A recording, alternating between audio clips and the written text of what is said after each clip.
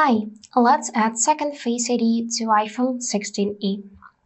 For that, we are gonna go in Phone Settings first, and now just find Face ID and Passcode tab, and then unlock it with the help of entering your passcode.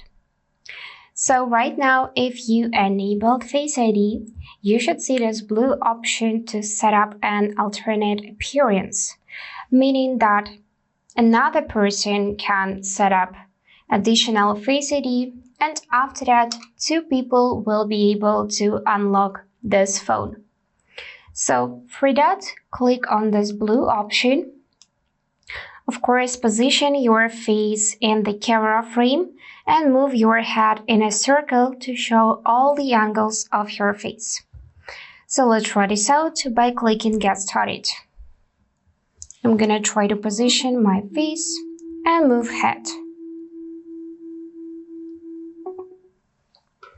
And now scan is complete. If you want to, you can set additional one with a mask or choose to set up later in settings.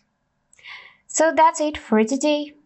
If this video was helpful, please subscribe, like, and comment. And I wish you all the best. Bye bye.